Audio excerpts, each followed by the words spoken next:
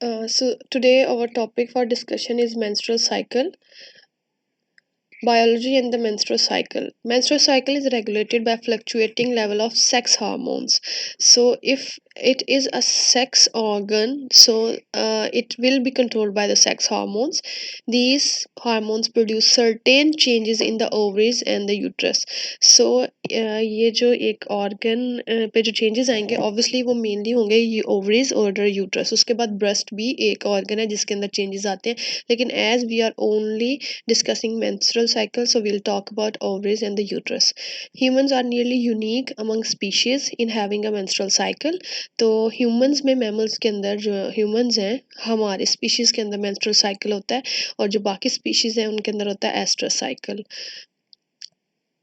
Basic terms जो हमें during this lecture जो हमें पढ़ने ज़रूरी हैं वो है endometrium which is the lining of the uterus, oocyte developing reproductive cell, ovum जो है मेच्योर एग फ्रॉम मेयोसिस और menopause, last menstrual cycle after which egg production stops. So this is a diagram which is showing oogenesis और ये एक brief जिसमें meiosis और mitosis है. ये इतने स्टेप्स में माइटोसिस है जिसमें ओगोनियम और प्राइमरी oocyte बन रहा है, और ये सारी मेयोसिस है, मेयोटिक डिवीजन है जिसमें secondary oocyte and first polar body है oocyte and ovum which is egg which is ready to fertilise with sperm. तो ये ओवरी है जिसमें प्राइमरी oocyte है, ये रप्चर्ड फॉलिकल्स हैं, कॉर्पस लूटियम है. Corpus luteum as you can all see this is a yellow structure जो produce करेगा प्रोजेस्टेरॉन को, जो मेंटेनेंस ऑफ प्रेगनेंसी के लिए ज़रूरी है. अगर फर्टिलाइज हो जाएगा ओवम तो फिर कॉर्पस लूटियम उससे प्रोजेस्टेरॉन रिलीज करता है जो बाद में रिलीज होगा आफ्टरवर्ड्स थ्रू प्लेसेंटा. तो ये हमारे पास सेकेंडरी oocyte है जो एग है which is ready to fertilise with the sperm. So this is a graphical explanation of the hormones जो कि एक्ट कर रहे हैं इसके ऊपर, हमारे पास यूट्रस के ऊपर रिलीज हो रहे हैं थ्रू हाइपोथैलेमस जिसके अंदर एफएसएच है, एलएच है, और वो बता रहे हैं क्या चेंजेस लेके आते हैं. ये ग्रोथ है फॉलिकल की, ओव्यूलेशन हुई, कॉर्पस लूटियम बना, कहाँ प्रोजेस्टेरॉन एक्ट कर रहा है. ये प्रोलिफरेटिव फेज है. नेक्स्ट हम इन डिटेल में देखते हैं. सो 4 फेजेस ऑफ मेंस्ट्रुअल साइकिल है. एक मेंस्ट्रुअल फ्लो फेज है, प्रोलिफरेटिव फेज है जिसको फॉलिकुलर फेज भी कहते हैं, ovulation phase and the luteal phase. So, during which day of the cycle is FSH at its lowest? The FSH follicle stimulating hormone is at its lowest during the last days of the cycle. तो जो end of the cycle के last days होंगे like 25, 24, 26, 28, जितने days obviously variate करेंगे हर female में, तो last days में FSH जो है वो उसकी वैल्यू कम हो जाएगी. तो दूसरा बता रहे हैं कि when FSH levels are low, what is the size of the follicle? It is shrinking and disappearing while a new set is growing. तो ये देखिए there is a menstrual flow face, proliferative face, और ये ovulation होगी कौन सी day पे 14 से 15, और स्क्रीटरी फेस है जिसे लूटियल फेस भी कहते हैं. ये थी फॉलिकुलर फेस मेंस्ट्रुअल फ्लो वाली और प्रोलिफरेटिव वाले की, इसको दोनों को कंबाइन कर दिया फॉलिकुलर. 14 से 15 डेज पे होगी ओव्यूलेशन, स्क्रीटरी फेस को ल्यूटियल फेस कह दिया. तो ये प्रोलिफरेशन यानी कि एंडोमेट्रियम थिक हो रही है.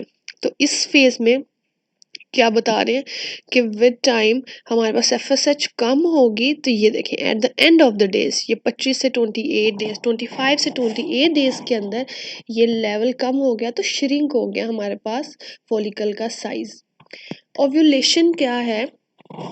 तो day 14 of the cycle usually marks an event called ovulation. तो 14 डे पे क्या उन्होंने बताया ओव्यूलेशन होती है, तो जिसमें follicle ruptures open and release the ripened egg, pituitary hormones LH and FSH are peaking. ये देखें एक्सट्रीम लेवल पे एफएसएच और LH, oestrogen is also released from the follicle. तो जो एग की रिलीज है which we have seen in our last diagram here, तो इसको कह दिया है ovulation. So hormones and what happens in the ovaries. The luteal phase, after releasing an egg, the follicle turns into the corpus luteum, which I told the yellow structure. The corpus luteum manufactures progesterone. जो है to maintain its structure for the development of the foetus. तो menstruation क्या है? Shedding of the inner lining of the uterus. तो जो endometrium जब shed करती है, if whether obviously if fertilisation doesn't happen, तो वो क्या होगा? शेड हो जाएगी यूट्रस की लाइनिंग, उसको कह दिया मेंस्ट्रुएशन।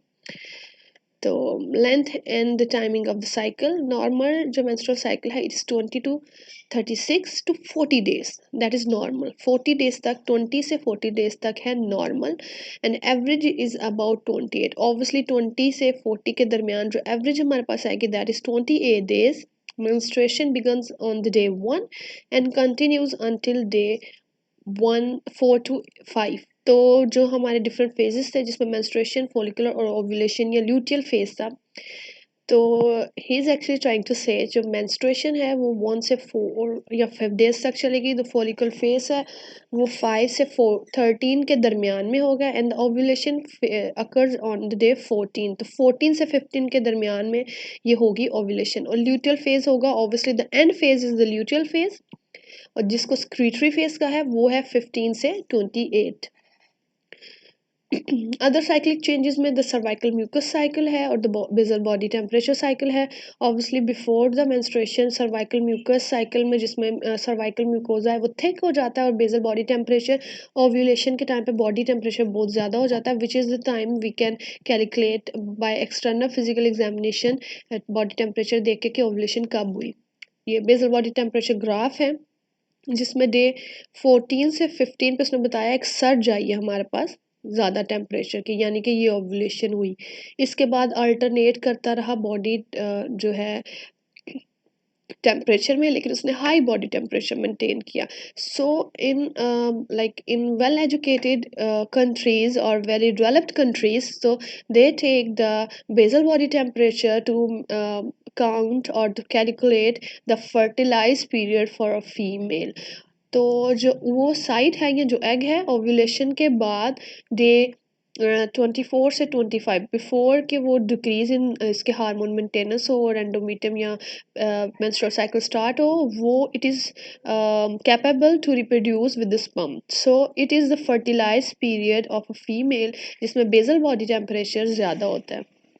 नेक्स्ट है फ्लक्चुएशन इन परफॉर्मेंस। तो what they want to say कि क्या मेंस्ट्रुअल साइकिल की फीमेल परफॉर्मेंस पे, फीमेल बॉडी परफॉर्मेंस पे, इंटेलेक्चुअल परफॉर्मेंस पे कोई इफेक्ट होते हैं? तो intellectual, athletic, problem solving, memory, creative thinking, इन सब पे कोई इफेक्ट नहीं होता। There is no fluctuation over the cycle.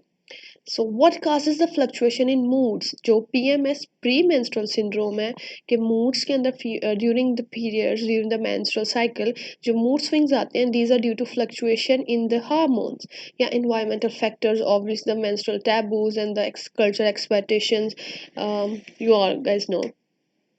So cycles in men, one study should evidence found evidence of the behavior cycle in men कि males में जैसे females में होता है प्रीमेंस्ट्रुअल सिंड्रोम, और मूड स्विंग्स आते हैं, डिप्रेशन और एंजाइटी हो जाती है before the start of the menstrual cycle. तो मेन में क्या होता है?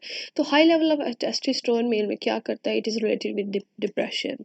और उन्होंने बताया कि ये ऐसे ही इमोशनल स्टेट्स के साइकिल्स मेल्स में men में होते हैं present। So thank you so much for today's lecture। Now next we'll discuss about the female and male reproductive system। Thank you।